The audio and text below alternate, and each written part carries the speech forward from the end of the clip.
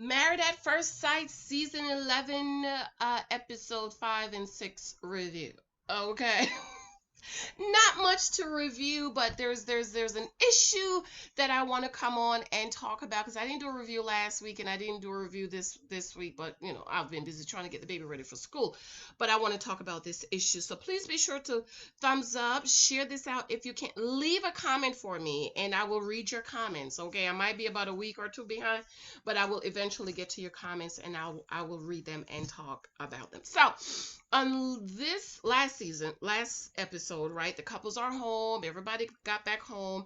Henry and Christina kind of played a little joke, had us thinking that they were stuck in Mexico, but they were just joking. So the couples move in together, and we went to see each person's house. Can I say, Henry's little studio apartment is the cutest, okay? It is so cute. He had nothing in his fridge, but it was absolutely cute. I'm not sure if it's money or is he, you know what? It's just me for now. Let me save and have this studio apartment because, it's just him. So, and I'm all for saving. Y'all know I'm all for saving. It was cute. I was a little scared at first because the kitchen was down and I'm like, well, how does the smoke get out? But he has a little window for it to get out. Of course, Christina, she don't live nowhere. And at first I was like, I'm reading all the people, fans were questioning her, like, where's your house? Where were you living? Blah, blah. And she's giving all these excuses. And at first I'm like, okay, well, that makes sense. She's a flight attendant. But wait a minute. Christina said, we don't know if she's lying or not, because allegedly, she is the Michael of this season with all the lying and carrying on. Allegedly, she only worked 2 days a week. So if you work 2 days a week, Christina, as a flight attendant, where you live at? So she gave excuses. Oh, I had an Airbnb. I was living with friends. Some of my stuff is at my mama's house. Some of the stuff is in my car. Some of my stuff is at my friend's house. And we're like, well, where do you live? And at first I was like, okay, she's a flight attendant. But then I'm like, wait a minute, 2 days. Now, if it was 5 days, Christina, if you were a flight attendant, you were away 5 days, I can understand not having a whole apartment, or I could even understand sharing an apartment or even living at your mama's house, girl, because it would be a waste if you're away 5 days a week and then you're only home 2 days a week. But no, Christina works 2 days a week. So where are you living at the rest of the 5 days, Christina? This story is not adding up. I have the screenshots. I'm going to do another video and I'll read the explanation she gave. But honey, it just doesn't make any sense because remember on the night they got married, she told, I figured something was up. Because when Henry said, where are you living? She was like, in downtown. Like where? What street? And I remember thinking, okay, well, where about? What street? Like where we live, we have, where you live at? Oh, I live down Neck, or the South Ward, or the West Ward, the East Ward, the North Ward. Oh, I used to live in the West Ward. Where in the West Ward do you live? Oh, I live on, let me tell you a old street that I didn't used to live on. Richelieu Terrace. Oh, okay, I know where Richelieu Terrace is. That's off South Orange Avenue. Okay. Girl, the car was parked. She was talking about the car. She's living out of her car. And an Airbnb, that's not something for consistency. That's just for about a week or not. But anyways, Christina, if that's what you say, because we already see Henry telling Pastor Cal, you a lie. Okay? Mika's place. I was like, where did Mika live? All I remember is the closet. Mika has a nice closet that I would like to have. One of those closets that is like a C-like, right? That's just like almost like that. Very nice, very neat. The closet, but I don't remember the rest of her apartment, but maybe because I was just drooling over her closet because my closet is tiny. And my brother had to build me another closet. Woodrow Lou Napoleon, aka Mr. Little Bit Above Average that he named himself, living at his grandma's house, y'all. He spends all his money on clothes and shoes, so he can't afford a whole apartment by himself. Translation, that's me translating it. And I'm like, well, at first I was like, well, saving money if we all want to save money. That ain't why.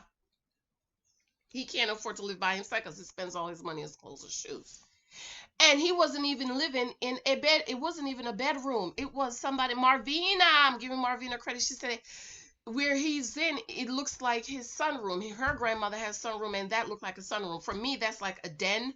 For us, I have a den, and you know, it has 9 windows. 3 on this side, 3 on this side, 3 on this side.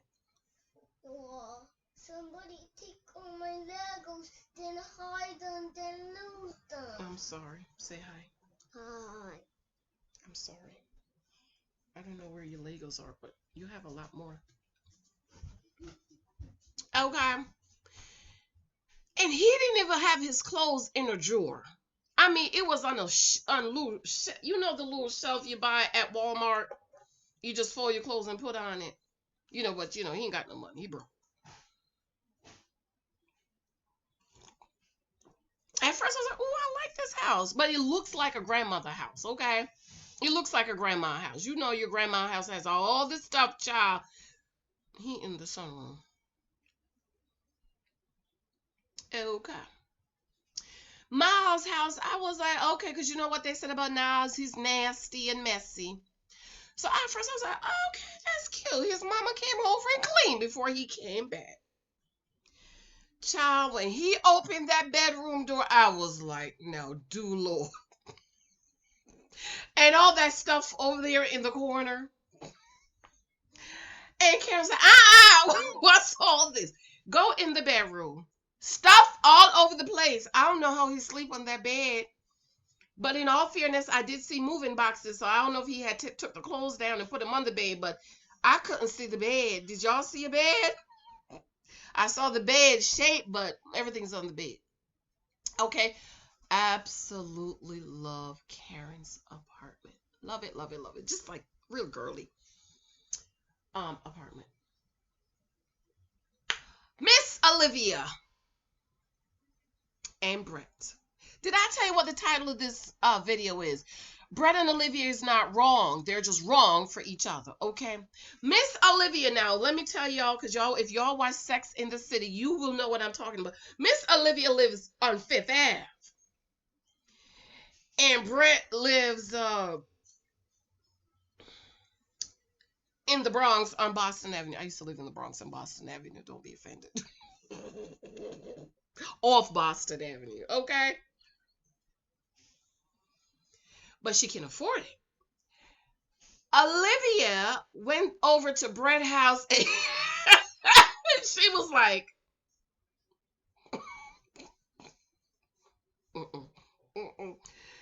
did you guys see that meme with the man, the older man? He's balding and he's shaking his head like,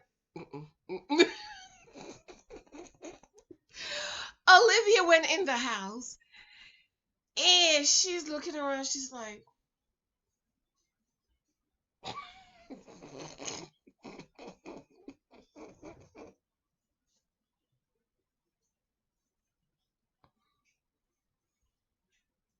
she's like,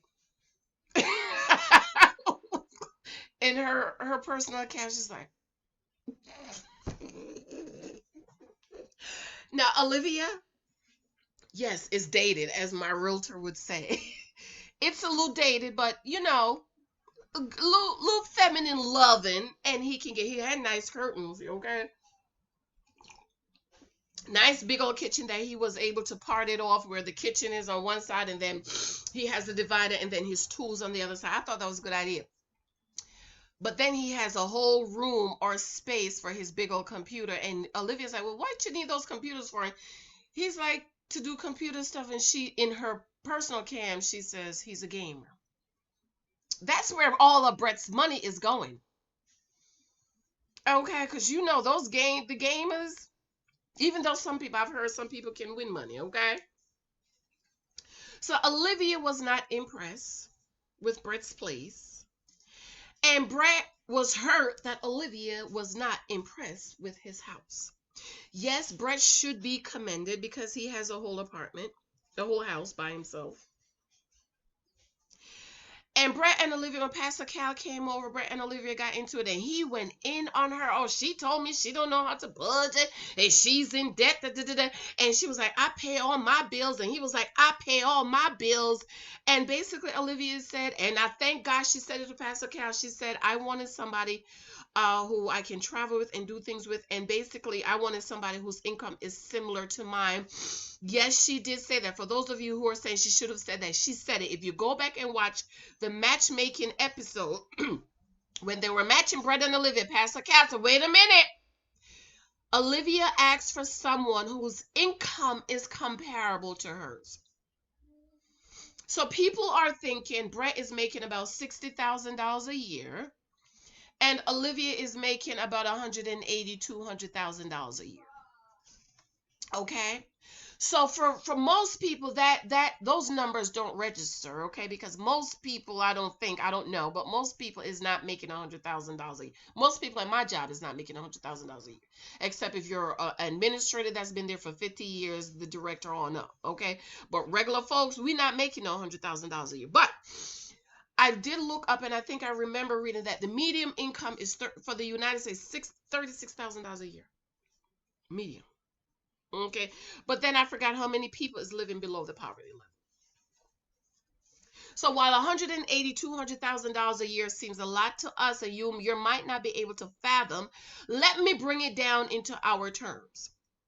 For example, Bret is making $25,000 a year. Olivia is making, for example, now $75,000 a year. This is an example. Don't come on here and say that's not what they're making. This is an example. So with Bret making, example, $25,000 a year, and Olivia is making $75,000 a year, and everybody say, well, she should just pay for it. She should just that's $100,000. That's a lot. If you put it together, you won't know. It's just Because all the way in the back of her head, all the way down in the city of her soul, right on the little tiny baby toe, right there, she's always going to be thinking, I am carrying most of the expenses. And many of us, myself included, like Olivia, has planned out our lives, how we want our lives. And this is why she said, I wanted somebody to live, enjoy my life with, and travel with, and have a partner. Some of us, not most of us, some of us women want to be provided for by our husbands and taken care of.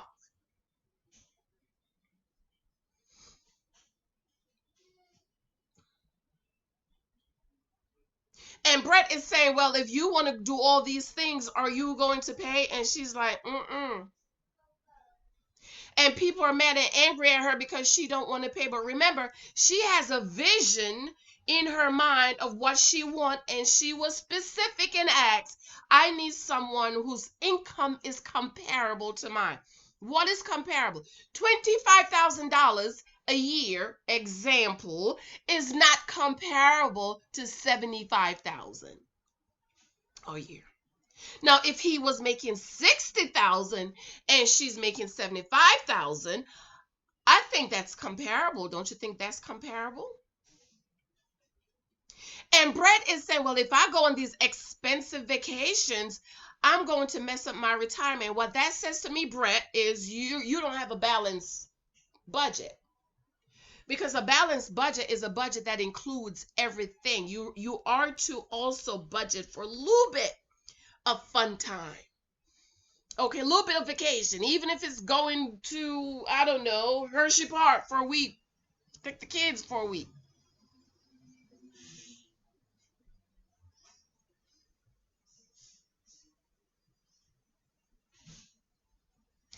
And so we have this picture in our minds. This is why, ladies, I keep telling you, choose right. Choose. Based on the life you want to have, that's how you choose your husband. Because what a lot of wise women do, they choose the man. You fall in love. Oh, I just fell in love. I just couldn't help it. Lies. Think about it. You choose the man that's making $25,000 a year, but you expect him to give you a $75,000 type of lifestyle. And how many of you know that's impossible? And then you end up being the naked wife. And it's not fair, ladies. And I will say this forever. You know who that man is. You knew what his income potential was. You knew that that's all he can do, child. He ain't gonna get no further. That's why marketability is one of my things that I want in a husband. How marketable is this man? If you lose your job, how soon is it gonna take you to get you another job? Can we live on one income and save the other? For emergencies, emergency funds, for savings for college, for saving for retirement, making sure our retirement is okay, for savings so that if anybody gets sick and we don't have to worry about going to work, having a savings in the midst of a pandemic. My husband can say, baby, you don't got to go to work, stay home. I haven't been to work since March.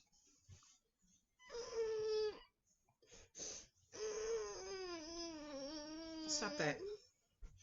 I broke my toy. You broke your toy? I'm sorry. Then I said. Okay. I think you should ask Daddy to buy you another one. Okay? No, with the Legos, you keep on connecting together.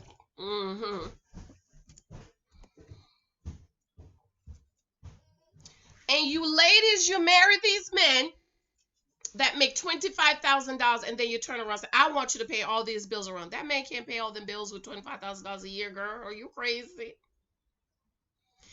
And then you become resentful and bitter and angry and disrespectful and dishonorable to your husband because he is not able to give you the lifestyle that you dreamt about, but you chose him. Huh? You married that man and you married him based on his potential versus marrying the man who is in front of you.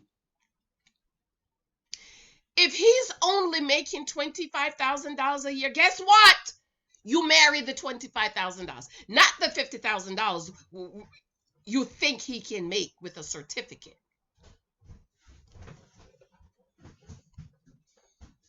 And understand that all he can give you is a $25,000 lifestyle. And if with your $75,000 self, you're going to be the one that's carrying most of the household expense. Because after taxes, his little $25,000 is about $10,000 or $15,000. And he can't pay a $2,000 a month mortgage on his little $15,000. And a lot of women are like that these days. And Linda, was it Linda? I'm giving you credit.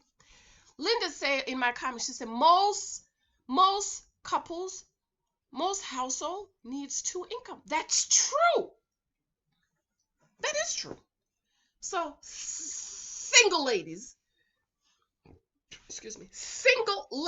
who are dating for marriage, what are you going to do about it? You know, and you have this information that most households will need 2 income to survive. So who are you going to choose to be your husband? Are you going to choose somebody who's only making $25,000 a year? Are you going to try to find someone whose income is yours or higher or comparable? Pastor Cal said money is not the number one reason for divorce. The way you communicate about money is lies, Pastor Cal. Money is the number one reason for divorce. It's how you communicate about it. What? What's it? Money. So single ladies, I'm not talking to married ladies. If you're married, you better pay them bills and keep the peace in your house. If that's the agreement y'all have, y'all paying 50-50, he only making 25, you making 75, and you're carrying it on your shoulders, you better pay them bills and keep the peace in your house because you chose him. That's what you chose. So we already have this information. Why not make sure money is an issue in your marriage? Bret's not wrong, and Olivia's not wrong. Olivia, like myself, wants a husband, and even though she's making, let's say $200,000 a year, because with overtime and all, she would still want to be taken care of. You know why? It's innate. This is the Bible. It is innate for us women to be taken care of by the man we lay down with.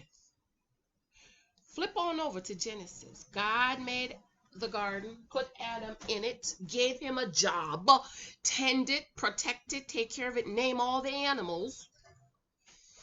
And after he did that, God gave him a wife. Guess what Adam was supposed to do? Adam was supposed to show off. Come here, Eve. This right here is lion. Say lion, Eve. He is the king of the jungle. This over here is chicken. Chicken. We're going to eat chicken one day, okay? That there is a mango tree. I named the mangoes. I named mango. I named it mango. This over here is a banana tree. That river, Python. That's Python River over there. Oh, look at that. That's an elephant. I named it elephant. Adam was supposed to be showing off to Eve. And Eve was supposed to be doing this. Oh, Adam, you did such a great job. Oh, that's a turtle. Oh, how slow the turtle is walking. Oh, that's an elephant. Oh, you named the elephant. Oh, Adam, you're so awesome. Adam, I just love you. Ladies, your responsibility as a wife, let me get the Bible. Church girls.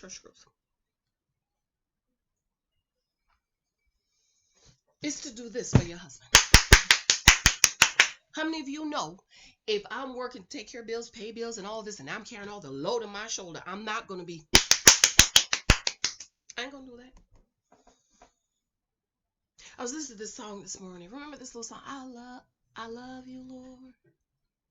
Let it be a sweet, sweet sound in your ear. And instead of you singing a sweet sound in his ear, you're nagging. When you gonna get you another job? When you gonna make some more money? I'm tired of paying all these bills. I'm tired of paying for everything. I'm tired of paying for all these vacations. I'm tired of carrying the weight of the family. I'm stressed out. We need more money. You need to go get you another job. Instead of, I love you, Michael. Oh, every month I get the alert. Mortgage is paid. Thank you, Michael.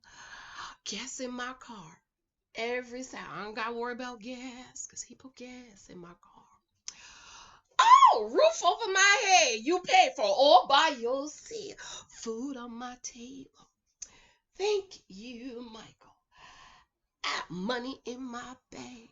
Thank you, Michael. It's a pandemic. Baby, you don't got to work. You can stay up. I don't got to go work. Stay up. Thank you, Michael. See the difference? Oh, baby, you can stay home. You can stay home for the rest of the year if you want to. I said, oh, no, I gotta go back. Can't be off the books. Too long. Can't be off the books. Okay, but you can stay home.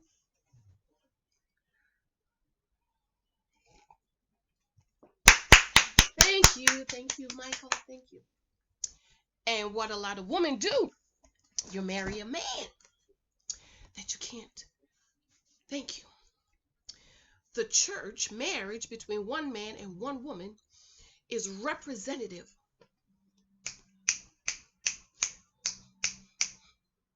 of the marriage between Christ and the church. What did Christ do for the church? He died.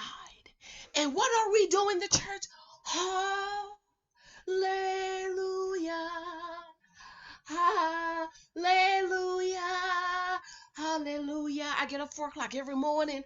Lord, I love you. I love you. I love you. I love you, Lord. I love you. You died for me. Thank you, Jesus. Hallelujah, Jesus. I worship you. How many of you know if you can't do that to that man, don't marry him? How many of y'all know that?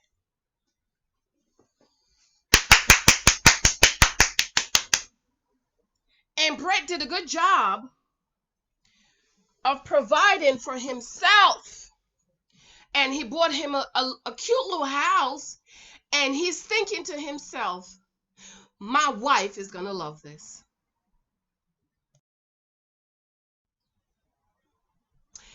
And Olivia comes and she's like,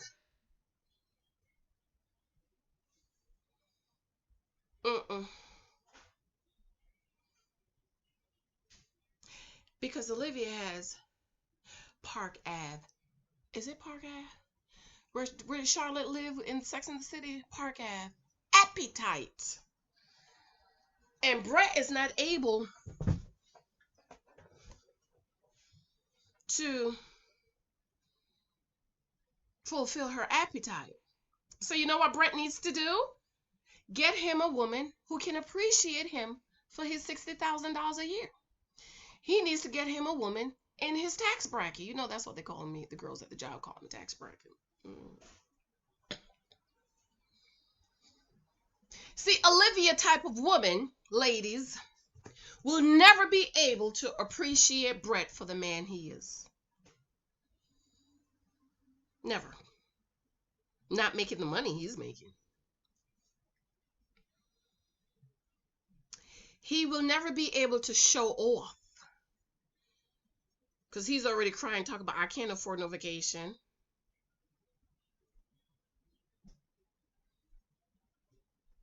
And Olivia will never be able to be loved by Bret the way she deserves to be loved. Because she's going to be paying all the bills.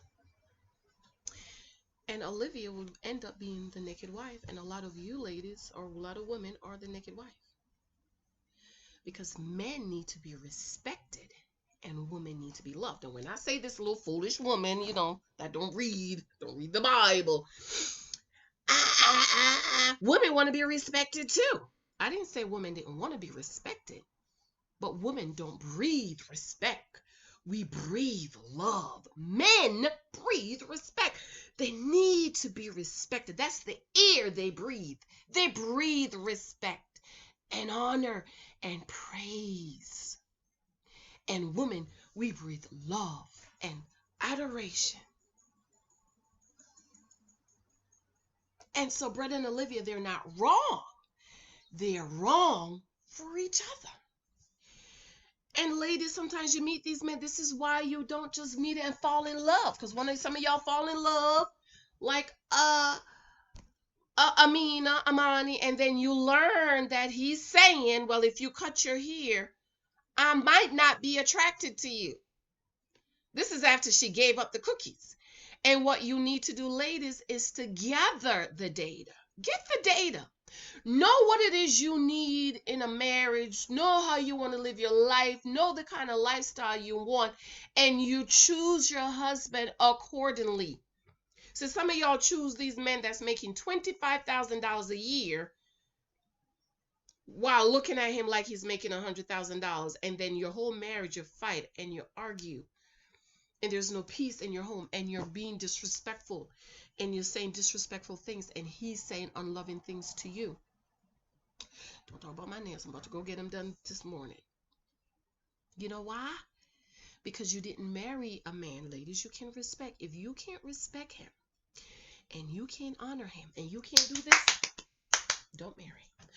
I'm amazed at the number of women that call their husbands, mother effers. Oh, no, your husband? Huh? Mm-mm. So they're not wrong. They're just wrong for each other.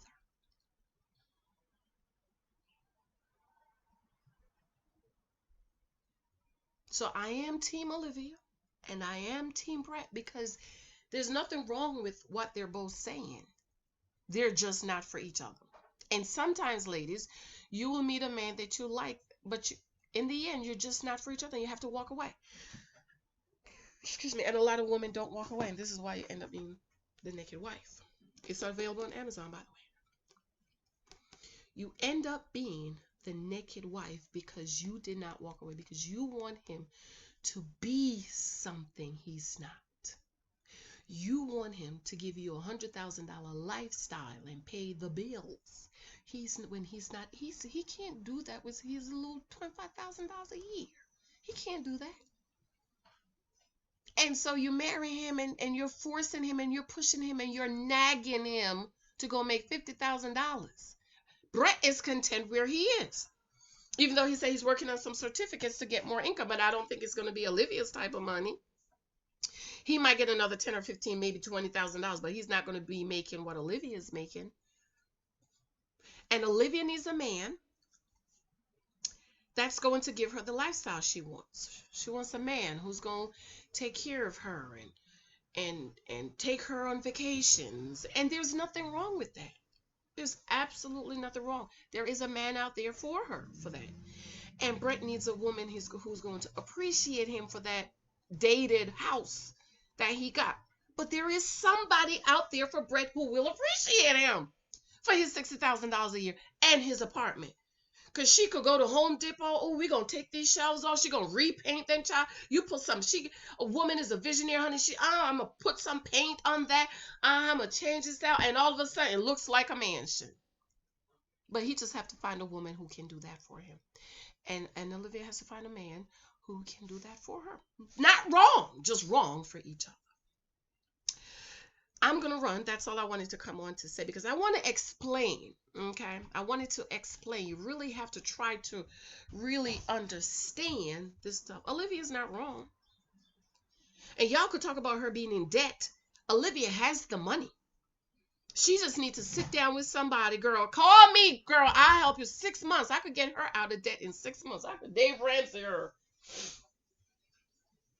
Sit down with a financial advisor. Whatever it is, Olivia can pay up her debt 6 months to a year, and then she has all this extra income. But even with all that extra income, she do not want to pay for the man. Why? Because deep down in the city of her soul, every woman, I don't care what you say, you can't lie to God. God made us. It's innate to be taken care of. It is innate. We want to be taken care of. We want to be provided for. We want to be protected. That's the way God created us. And ladies, men want to do that for you. They want to love you. They want to provide. They want to protect. Most of them can't because they didn't prepare themselves to do that. But it's innate for them to want to. This is why you see men, think of a couple of people in Hollywood who, the woman struggled with them in the dungeons and dig him and lift them up, and then they become this big star, and then they divorce their fixer-upper wives that fixed them up and struggled with them and paid all the bills while they do their comedy shows, and they become a DJ, and soon as they make it and become big and become this big star, they divorce the girl that struggled with them and worked with them and pushed them like you're his mama, and go find them a girl that don't even have a job who can. Yes, Kevin, yes, that's my baby. That's my baby. You know why? Because men want this. And if you can't do that, don't marry him. Single lady. If you can't do that, it's innate. It's innate for men to provide and protect. And it's innate for women to want to be provided for and protected. It's innate. It's in us. That's the way God made us. And so you wonder why. Oh, come on, my God, she struggled. I struggle with him. He led me. Because you're trying to make him into the man you need him to be. As soon as he become that man, what he do? He leaves you who struggled with him to go. It's just like a mama. Think about it. It's just like your mom. My little boy, yes, getting him ready. I'm telling him, pick up your clothes, put your clothes in the wash basket. When you get married, you cannot leave your clothes on the floor. Close the toilet seat. Do not pee on the toilet. As soon as I get him ready, me and my husband get him ready, guess what he's going to do? He's going to leave me, his mama, and go find him a wife that can appreciate him for the man I made him into. Because I will always be able to say, boy, I said to him, yes, boy, I carried you in my belly for 10 months. And I nursed you for 4.5 years. My husband said 5 years. And I nursed you for 5 years. Give me some of that food.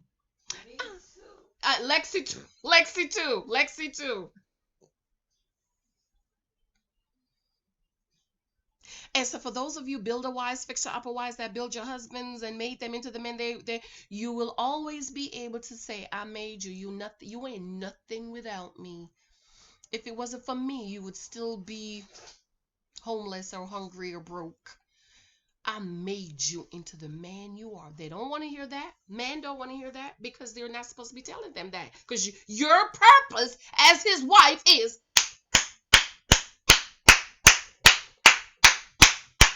that's your purpose. Yes, Michael. Big old beautiful house. Thank you, baby. Thank you.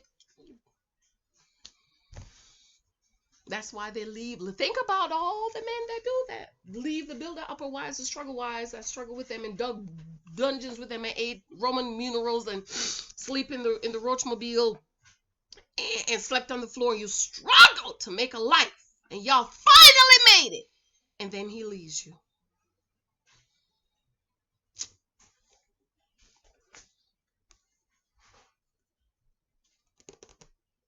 All right, I'm going. My books are available on Amazon. Choose right. Get the data before you fall in love. Don't fall. My dad said, don't fall in love, grow in love.